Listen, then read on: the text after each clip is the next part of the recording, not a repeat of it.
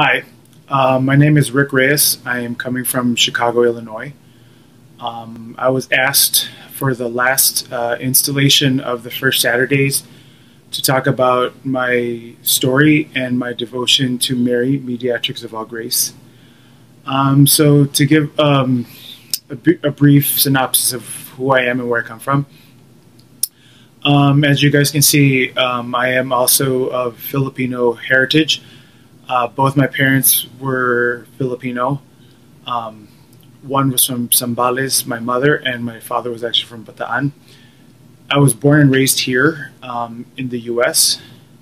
Medyo marunong ako mag-Tagalog, pero nahirapan pa rin ako kasi hindi ako natuto sa eskwelahan. So I try not to speak Tagalog a lot of times, especially if I don't know the correct terms. And I also am fluent in Spanish because I actually grew up in an area where there's a lot of Spanish speakers. And it's kind of interesting, and I will talk about that now because it has something to do again with the Blessed Mother. So again, oddly enough, I came from a pretty devout family household, and one of the things that I learned early on was, to pray the rosary. And like the rosary had always been an extremely important part of, my family life. Always, both sides of my family, both my grandmothers, would always have a tendency to pray it. And so it's something that, you catch on. And it's so interesting because as I think about it, neither of my my grandmothers on my mother's side were Ilocana. They prayed in English. And from what I remember of my dad's mother, she also prayed in English as well. So again, you hear the rosary, and especially in English, it was something that, came almost natural.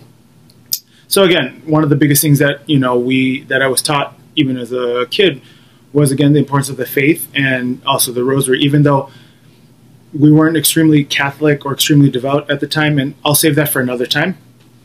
But having said that, again, one of the things is that my tita married a Batangueño, and one of the things I saw back in the early 90s was the picture of Mary, Mediatrix of all grace. And I was like, wow, that's such a beautiful image of the Blessed Mother. I have never seen something, like the Blessed Mother look so very regal, yet extremely simple at the same time. And so I was just tantalized. I thought it was one of the most beautiful images of the Blessed Mother. And she didn't have to be, with a lot of robes, with a lot of gold. And so it was actually really interesting to see those images. And my tita had a bunch of them. They were there was a stack about this much. And this was back in the early 90s. So I would say probably around 92, 93. And from then on, I never really thought about it. I finally get to high school in the late 90s. And I remember that this was the dawn of the internet. And I remember I got to read the story of Sister Teresing and everything that happened to her in the convent. And the first thing that came to my mind was, this is weird. I don't think I like this. It's, how in Tagalog sometimes you would say it's OA.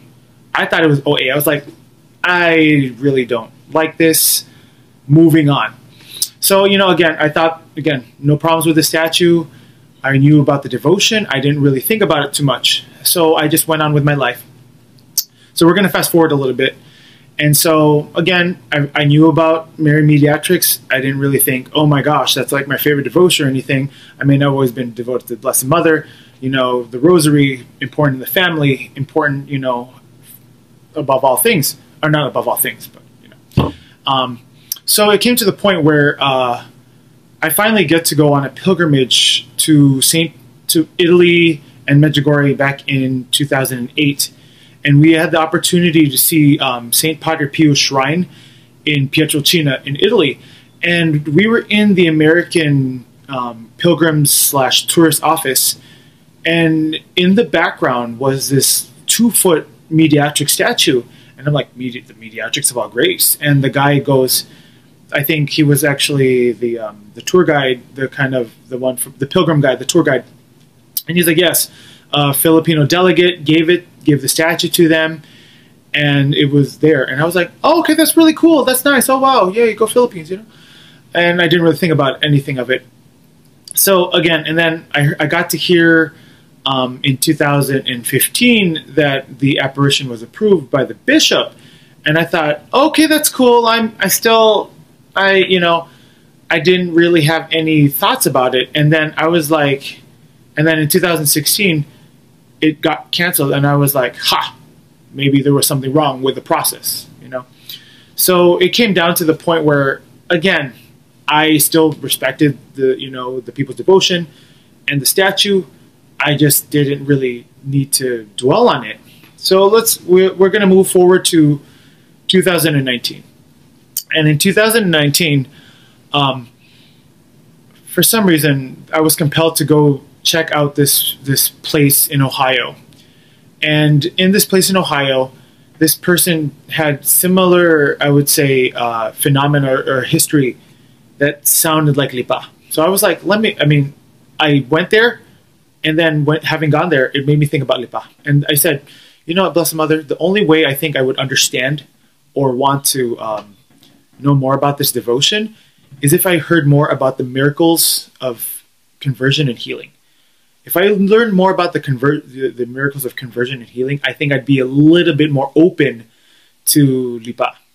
So I come back home, and as I look on to YouTube, that old documentary from June Keithley Castro comes up, and it's talking about, well, of course, lipa.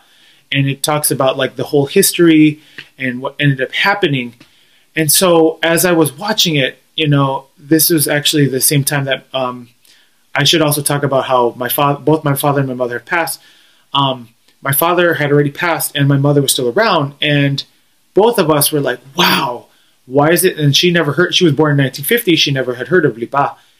And my dad never really thought about it either as well.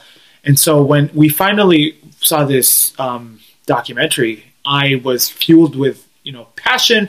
I was like, oh my gosh, I've got to learn more about it. I want to, buy the statue. I want to do all these things, and promote it and talk about, the devotion. So what ended up happening is that I have a really good friend in the Philippines that, I sent him my money, and then he actually got me a couple of the statues. And ever since then, it's so interesting because as I'm hearing other people's testimonies, I'm noticing that like we are seeing that the story of lipa hasn't been finished. And so as I do this, I'm finding people here in the U.S. that are devotees. And so I'll hold off a little bit on that for a little bit later. But it came to the point where that I just started praying more with my mom at the time. The prayers, again, to the Holy Face of our Lord and to the Blessed Mother and the title of Mediatrix of all grace.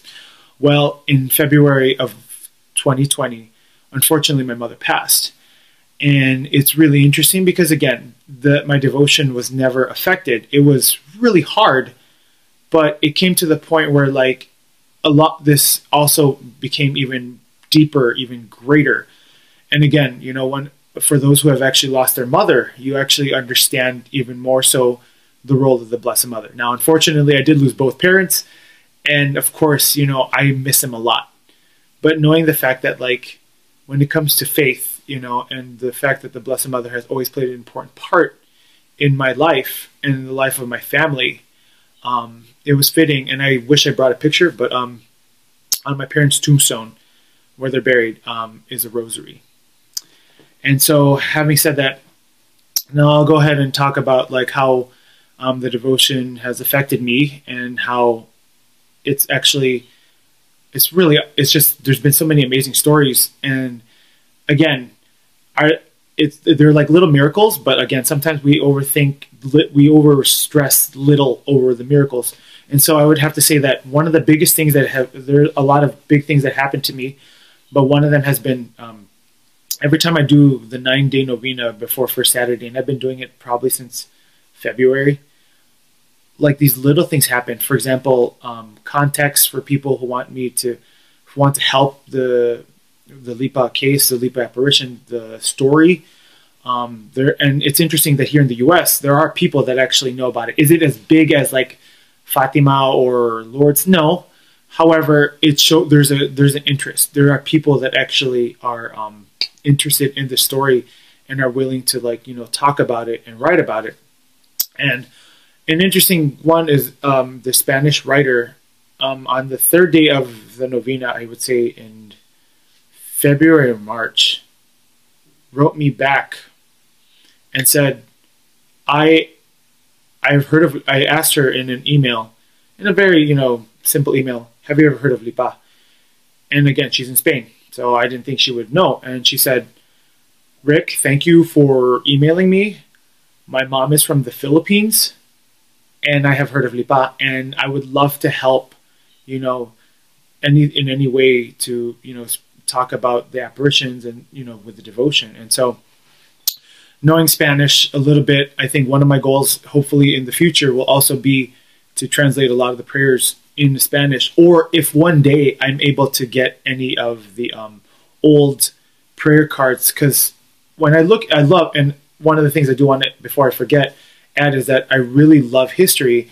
And when we think about the Lipa phenomena, especially back in from 1948 to 1951, there were still a lot of people that spoke Spanish, and there were Spaniards that were in the Philippines. And so a lot of those prayer cards are still around, or some of them have even found their way to Spain. And so I just think, and one of the ways, now I can talk a little bit about how I promote the devotion. Usually, in this case, it's a little bit hard to get the prayer cards.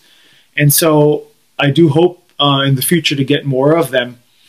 But what I've been doing more so than not is using the website that's been used, by a lot of the people in the group.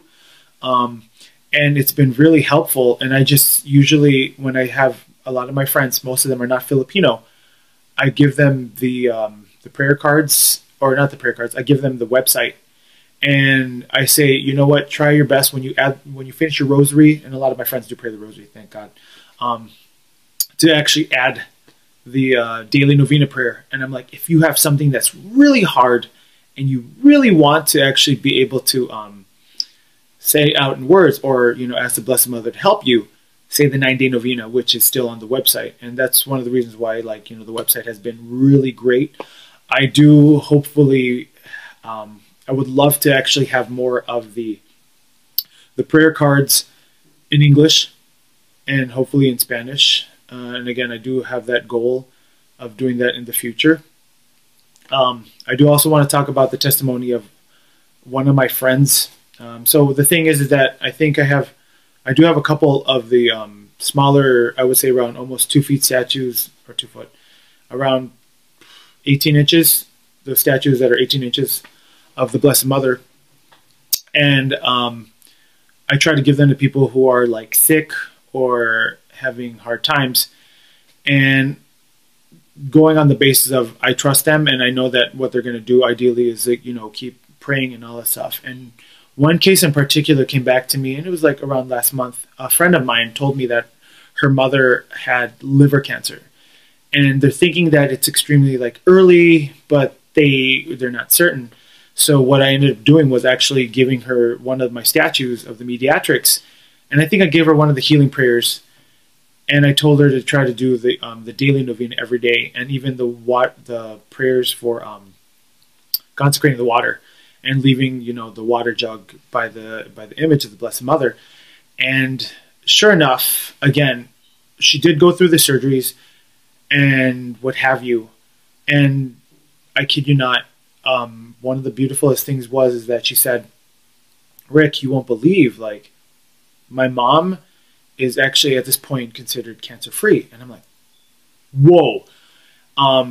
And I was just again, the power of prayer, and they're very prayerful people. And again, one of the interesting things is that not what I've been trying to do with the devotion is not only, again, it's beautiful that it stays among the Filipinos, but again, since this is a Catholic devotion, a devotion that and being Catholic means universal. So sure, anyone and everyone, especially if they're open and they have a love for the Blessed Mother, to actually try to do this, the prayers in whenever and however they can. And so again, are things always going to be like that? No. However, do I believe that God's working through through the Blessed Mother, especially in the title of Mediatrix of all grace? Yes. I've been also blessed to have the opportunity to have the statue behind me carved in Portugal, and I know that it was actually leaked out on the internet before I actually got to see the official picture. So some of you guys have actually seen the statue behind me beforehand. And one of the most beautiful things that I had the opportunity to do was actually get this medal. Let me see if I can bring it a little bit closely to the camera.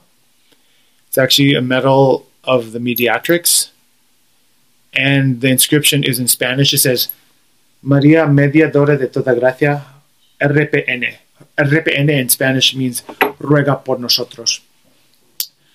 So in conclusion, more so than not, I would say that for all the devotees that are out there, keep praying, keep making those sacrifices. Only God knows why there are so many trials and tribulations. And very similar to what happened with the devotion to the Holy Face, there are so many roadblocks, and especially when you're trying to do good, you're always going to encounter something that wants to stop you along the way. I say more so than not, hold on to the Blessed Mother, hold on to the Rosary. I mean, again, I could technically talk about so many stories that happen on the Rosary alone.